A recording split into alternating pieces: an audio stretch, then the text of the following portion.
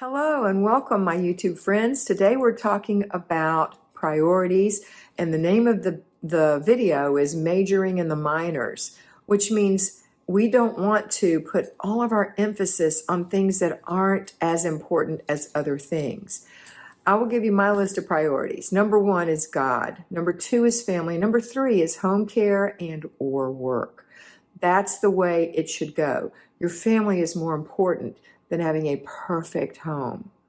You don't want your little children living in a home where it's absolutely perfect and they're getting no attention, or your husband, or even your pets for that matter. It needs to be a place where you can live that is streamlined and there is no chaos, so it's less of a place for bickering and more of a place for love. So how do you do that? Well, you have your planner. We talked about it last week. Use your planner, plan your day, and knock it out. Don't waste time puttering around with it all day long. Get it done so that you have time to spend with those that are your priority. Okay? So maybe you do some prayer first thing in the morning and you're following your little list and you do your things, and then you've knocked out your 2 things that day, your ritual and your zone. Your rituals, your zone, and your basic weekly plan. You knocked it out. It only took you 3 hours in the morning, or it only took you 1 hour in the morning. And then the only thing you have left for the day is some remaining rituals, some after dinner, some before bed rituals, some clutter stops. Other than that, if you've done your zone in the morning and your basic weekly plan in the morning, you've knocked it out. So it's a couple hours in the morning and it's done. If you have a longer thing like basic weekly plan, planning and desk day, that takes longer. That's quiet time. You might want to wait for your little ones to be taking a nap. Or if you work, you might want to do that on a Sunday afternoon, because that plans out your whole next week. So you know when your appointments are, you know how long it takes you to get there and how long it takes you to get home. You know how much free time you have. You know how much time it's going to take you, or when you're going to plan out that 15 minutes of zone work and that completing the process time of throwing away, putting away, giving away, or putting that giveaway in the car. You know how long that takes you, so you can mark it off, and then you can say, now I can spend time with my children. Your house is not going to be finished the first time you do it, the first month you do it. Depending on the level of clutter in your house, it may take you a year to get your house in shape.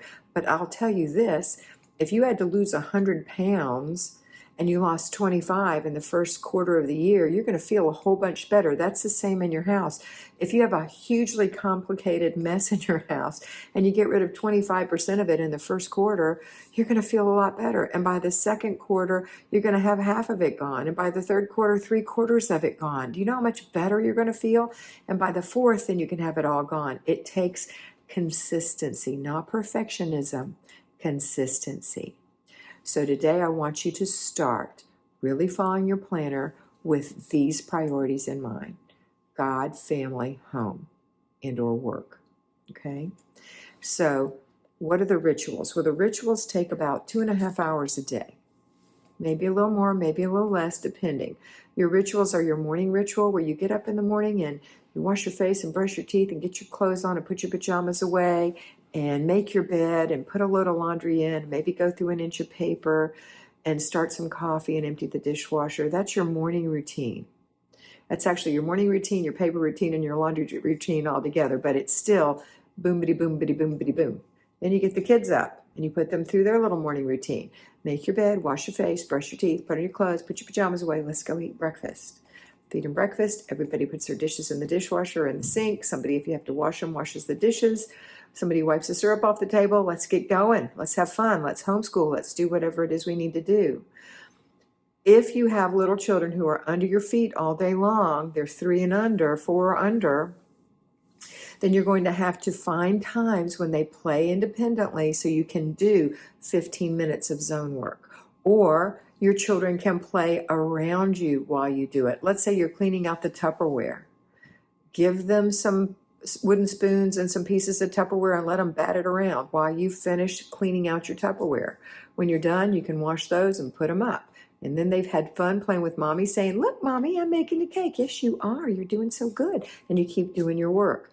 This is one time where you'll have to do two things at once, but you're really just shifting, shift, shift, shift, shift. But in 15 minutes, you can get a lot of work done. In fact, I have one client who says she came up with a 2-22 plan. 2 seconds, 20 seconds, 2 minutes. What can I do in 2 seconds? What can I do in 20 seconds? What can I do in 2 minutes? You can get so much done in those little bites. Is what she calls them, her little bites. In 2 seconds, you can pick the garbage up and stick it in the garbage can. In 20 seconds, you can hang a couple of things up on a hanger. In 2 minutes, you can do a lot, a lot. In 2 minutes, you can put all the laundry away. In 2 minutes, you can fold a load of towels. In 2 minutes, you can clean up the dog food where it's spilled all over the place and maybe put fresh food out. In 2 minutes, you can let the dog out, watch him potty, and let him back in. You can do so many things in 2 minutes. So those are the little things. That is not the ritual. That is not the basic weekly plan. That is not the zone. It's those little jobs that we have to do all day, that pick it up, don't pass it up stuff. It only takes a few seconds. But what do we think? We think, oh my gosh, this is going to take me forever. And it really is a 2-second job. You just need to bend over, pick up a few things, and put them in the garbage. Looks so much better, at least in that little spot, okay? So be patient with yourself. Be patient with your family while you teach them how to keep clean, how to clean up after themselves, how to have a routine. But again, back to the routines, the rituals. I call them rituals because I think it's more of a mindset on caretaking for ourselves. Because our rituals, our family doesn't care if we do them. We care if we do them. We care if we swish and swipe the toilet. We care if we get a load of laundry in. We care if the dishwasher is empty. We care. So that morning routine won't take you very long, 30, 45 minutes. Then take care of the kids. Then pop into your zone work, 15 minutes. Complete the process, another 5, 10 minutes.